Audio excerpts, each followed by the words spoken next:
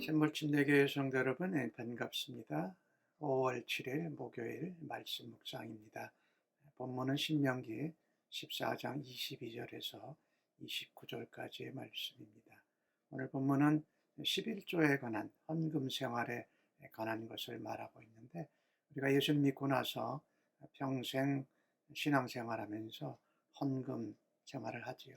11조 감사 헌금, 또 선교 헌금, 기타 헌금들을 하는데, 구약적인 설명과 근간을 통해서 헌금 생활을 하나님 앞에 잘 감당할 수 있기를 바랍니다. 오늘 주신 말씀은 특별히 11조에서 우리가 하나님 앞에 소출, 소득, 또 가축, 소양의 11조를 드리는 첫 번째 11조를 이야기하는 본문이 아니고요. 사실은 11조 가운데 두 번째 11조를 말하고 있습니다. 첫 번째 11조는 한 해의 추수가 끝나면 모든 소출의 10분의 1, 가축의 10분의 1을 구별해서 하나님 앞에 드립니다.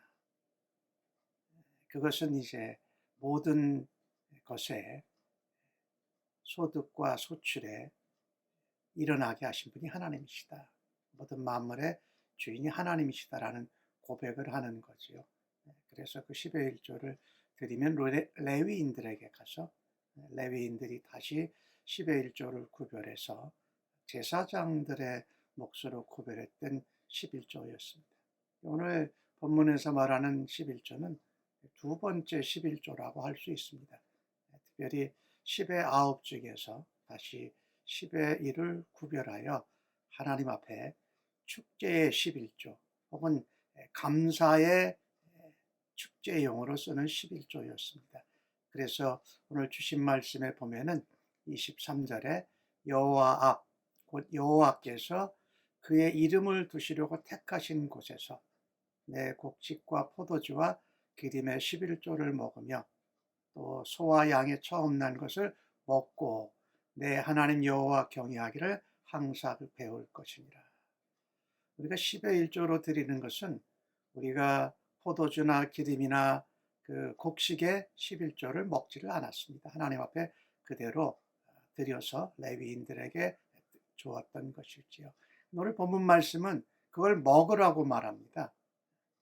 그 말씀은 하나님 앞에 한 해 동안 풍성한 복과 은혜를 주신 하나님께 감사 축제를 드리는 비용으로 사용한 것입니다. 오늘 신명기 읽은 말씀에도 나오고요. 신명기 12장 5절에서 19절에도 나옵니다. 특별히 여기 자기 이름을 두시려 택하신 것은 광야 시대에는 장막, 회막이었고 또 가나안 땅에 들어가서는 그것이 이제 성소가 되고 성전으로 발전되지요. 그래서 이 두 번째 11조는요. 1년차, 2년차, 그리고 4년차, 5년차에 하나님 앞에 감사의 축제를 드리는데 사용을 했습니다.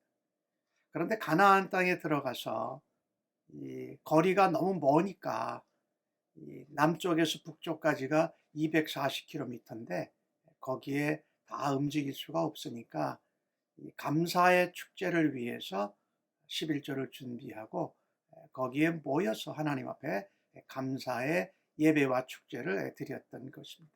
멀리 가니까 곡식이나 가축들을 데리고 갈 수가 없으니까 가기 전에 돈으로 바꿔서 중앙 성소지요, 성막 모두 다 한 곳에 모여서 하나님 앞에 감사하면서 축제를 드렸습니다.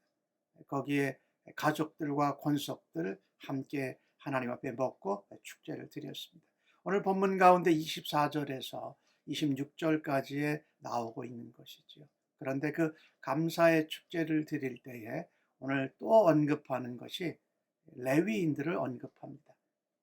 그들은 따로 별도의 분깃이 너희처럼 없고 하나님이 기업이 되시니까 그들도 함께 잊어버리지 말고 그들을 기억하고 그 감사의 축제 예물도 함께 나누라고 말씀합니다.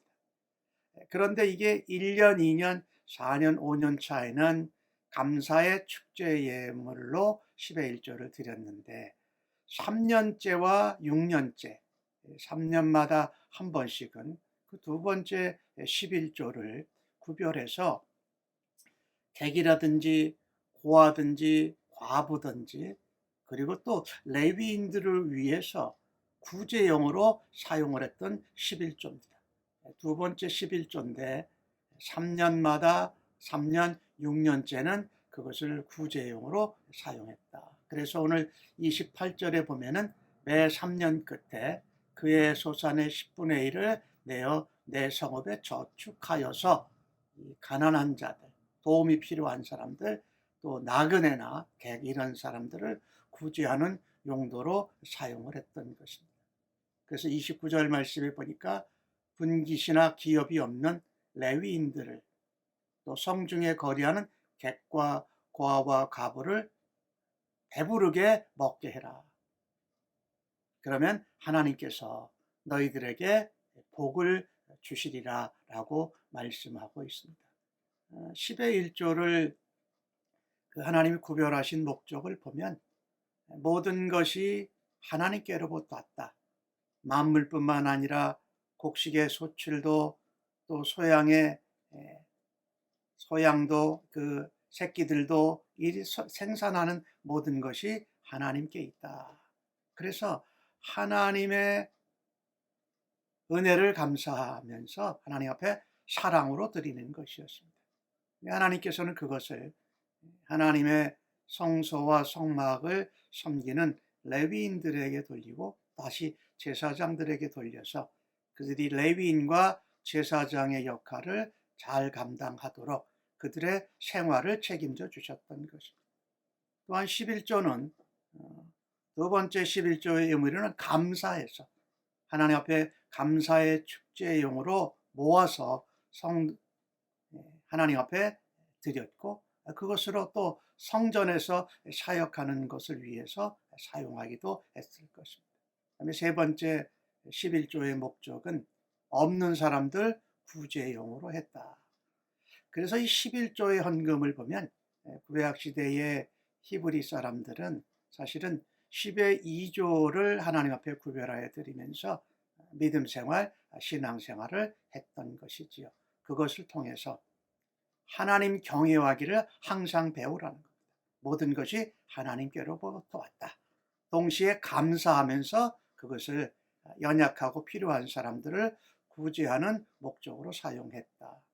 오늘날 우리의 그 헌금 생활을 보면 10의 1조를 드리고 그 다음에 감사 헌금 또 뭐 선교 헌금 기타 것들을 통해서 구제도 하고 또 우리가 사역도 하고 선교도 하는 목적으로 감당하는 것이라고 생각하면 좋을 것 같습니다.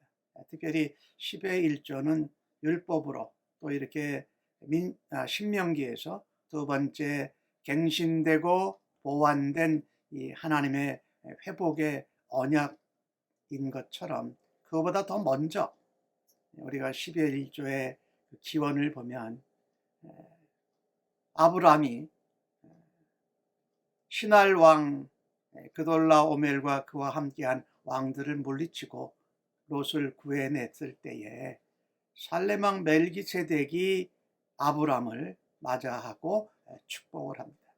그때 아브라함이 하나님의 모든 은혜와 하나님의 주권을 인정하고 감사하면서 멜기세덱에게 10의 1조를 드리는 장면이 나옵니다. 이 멜기세덱은 살렘 왕이었을 뿐만 아니라 하나님 나라의 제사장이었습니다. 평강의 왕이요 제사장이었다.